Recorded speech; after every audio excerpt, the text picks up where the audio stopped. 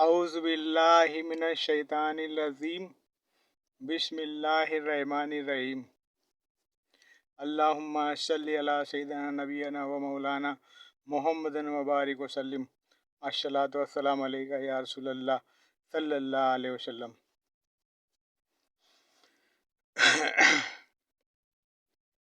मेरे भाइयों, एक बार आपके साथ फिर मैं आपके साथ रूबरू आया हूँ, आप तक कुछ अच्छी बातें पहुँचाने के लिए।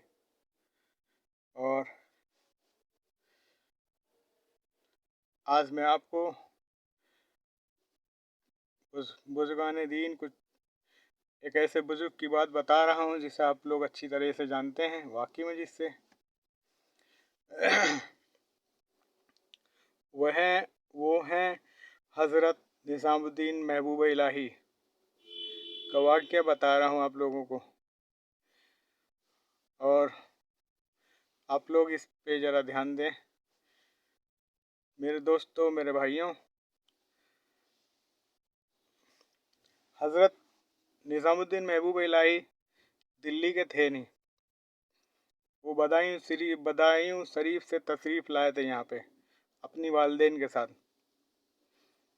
देखिए, ज़्यादा टाइम मैं वीडियो में तो दे नहीं सकता हूँ मेरे भाइयों, मैं आपको वैसे ही समझा दे रहा हूँ कि आप समझदार खुद हैं, आप समझ ही जाएंगे। तो वो यहाँ तशरीफ़ लाए थे।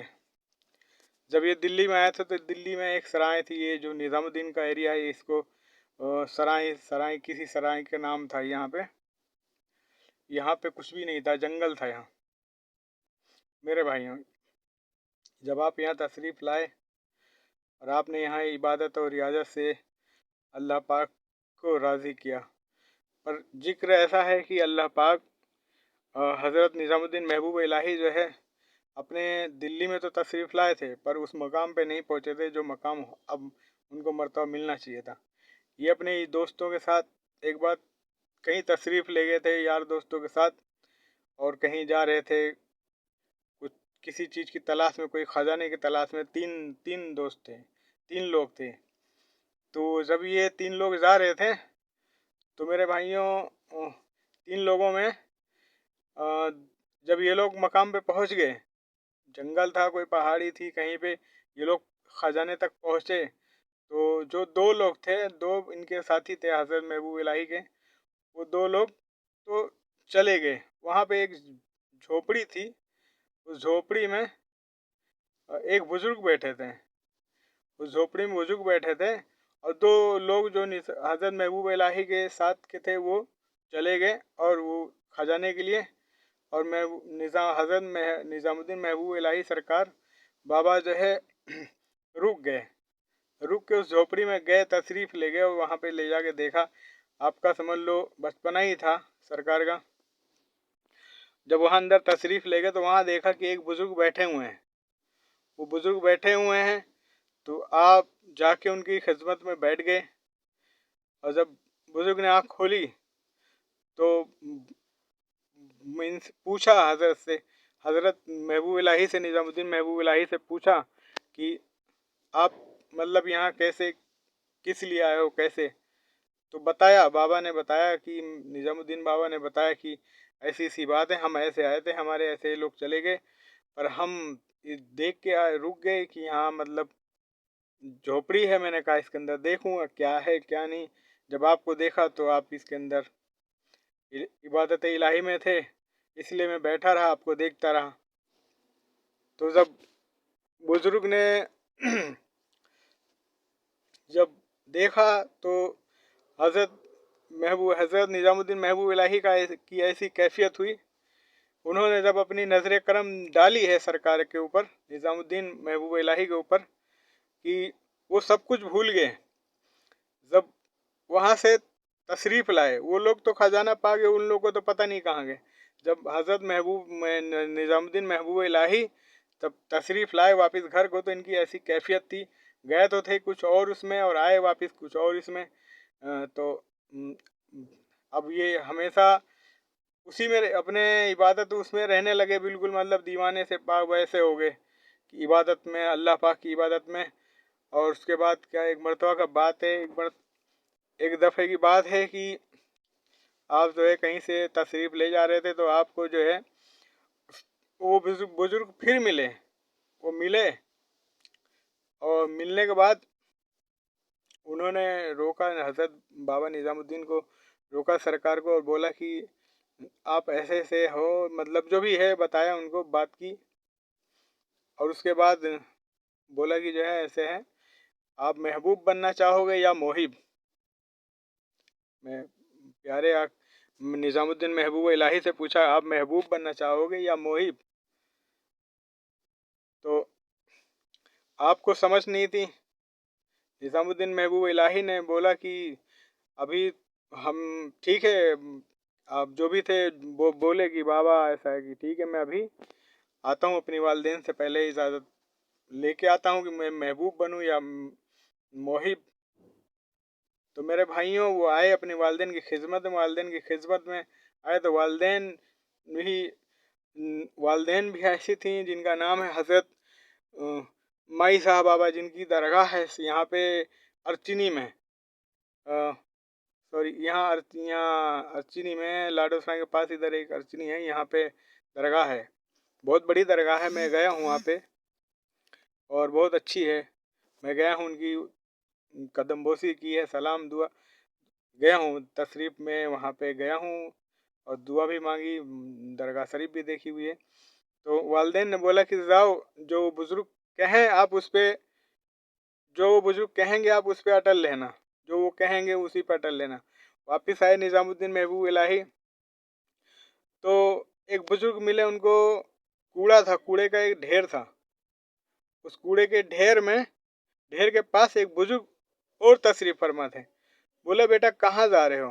बोले कि ऐसी ऐसी बात है, मैंने अपने मतलब ऐसे ऐसे जो भी माजरा था बताया। तो उन्होंने बोला ठीक है बेटा, जाओ और आके मुझे आप बताना कि आप महबूब, मतलब आप क्या हो, मतलब आपने क्या वो करा, मतलब आप महबूब बने या मोहिब हो या जो भी हो, आप आके मुझे वापस बताना। उस बुजुर्ग ने निज़ामुद्दीन महबूब इलाही से जब ये चीज़ बताया, तो वो फिर हैरान हो गए कि इनको तो पता नहीं थी ये बातें, इन्हें कैसे मालूम कि हमारे मतलब मुर्शिद ने, मतलब बाबा ने ये पूछा है कि क्या बनोगे आप, क्या बनना चाहते हो।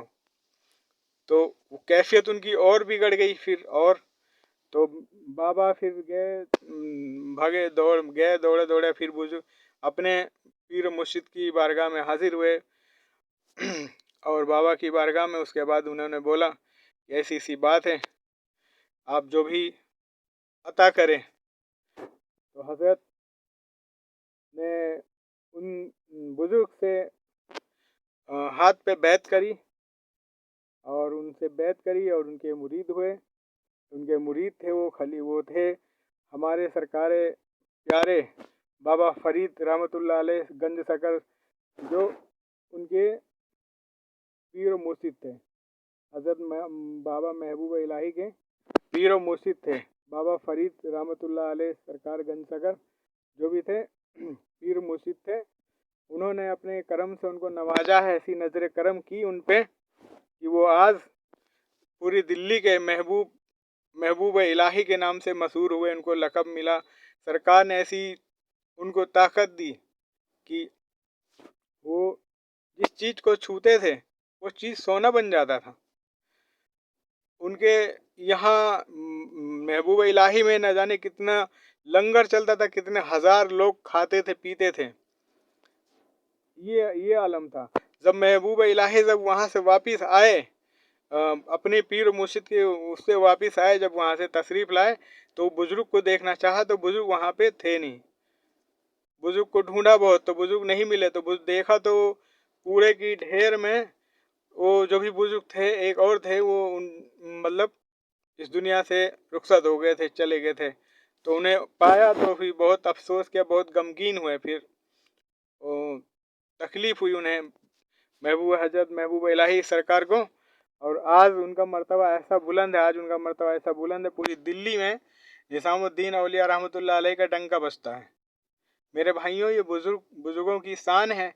और बुजुर्गों ने ऐसे ही नहीं सब कुछ पा लिया है, इन्होंने अल्लाह की इबादत में इतना मशहूर रहते थे, ना खाने का होश रहता था, ना पीने का होश, ना रात का ना दिन का, कुछ पता नहीं रहता था। तो ये थी बुजुर्गों की यह इबादत और रियाजत। और तो इसीलिए कहते हैं कि अल्लाह को राज़ी करना है तो अपने आप को तैयार कर लो, तैयार रखो, और अपने आप को पूरी तरह से, मेरे भाई, अपने आप को पूरी तरह से तैयार रखो और अल्लाह की इबादत करो। ना ही इस पर ज़्यादा कर सकते आप इबादत करें, नमाज़ पढ़ें, रोज़ा रहें और अपने ईमान पे रहें और अपने यहाँ से जाने की तैयारी करें। अपनी जाने की तैयारी मतलब ये है कि आप नमाज 5 वक़्त की पढ़ें, अपने ईमान पे रहें और सच्चाई से अच्छे उससे साफ दिल से रहें और रहें इस दुनिया में। और उसके बाद जब यहाँ से जाएं तो अपनी जो भी अमल है, अपने जो भी अमल है यही साथ जाने हैं और कुछ नहीं जाना, न दौलत, न धन, न ताकत, कुछ नहीं जाना, सब खत्म है। ताकि अल्लाह पाक जब इस दुनिया से उठाए तो दरूद पाक कलमा शहादत नसीब हो। मेरे भाई, यही कहना था और ये थी आज की वीडियो। और आप लोगों के लिए अच्छी वीडियो ऐसे ही और पहुंचाते रहेंगे। अभी तो देखो हमने आप लोगों तक बातें पहुंचानी शुरू की है, आप लोग इसको आगे और बढ़ाएंगे तो और आगे तक जाएगी। हम ऐसे ब्लॉग बनाते रहेंगे, लोगों तक पहुंचाते रहेंगे भाई, समझे आप लोग। आप कुछ समझदार हो। और हमें तो देखो ज़्यादा एडिट करना आता नहीं है, ब्लॉग बना रहे हैं पर हमें एडिट करना नहीं आता है कि हम अपनी वीडियो पे कोई चीज़ एडिट करें, कोई चीज़ लगाएं, हमें आता नहीं है क्योंकि हमें इसके बारे में ज़्यादा जानकारी नहीं है। बस हम इस वजह मकसद से इस वीडियो को ये पहुंचा रहे हैं लोगों तक, ताकि लोगों तक बातें पहुंचाएं। बाकी हमें एडिट और किसी चीज़ से कोई वो नहीं है, बस हम लोगों को सही रास्ते पे लाना चाह रहे हैं। मेरा मकसद यही है, मेरा काम यही है कि लोग सही रास्ते पर रहें और लोग अच्छी अल्लाह पाक के यहाँ एकदम पाक और साफ होके जाएं। जैसे इस दुनिया में पाक और साफ होके हम आते हैं, वैसे ही इस दुनिया से तशरीफ भी ले जाएं तो पाक और साफ होके हम लोगों के गुनाह सब यहीं के यहीं धो जाए और हम लोग अल्लाह पाक की बारगाह में जाएं। तो मेरे भाइयों, यही है मेरा कहना, यही है मेरी सोच और मेरी जो भी है, मेरी दिमाग जो भी है मेरा यही है। और आप लोग इस बात को, इस ब्लॉग को, इसको ज़्यादा से ज़्यादा शेयर करें, लाइक करें, सब्सक्राइब करें और आगे बढ़ाते रहें ऐसे मेरे भाइयों। बस यही है।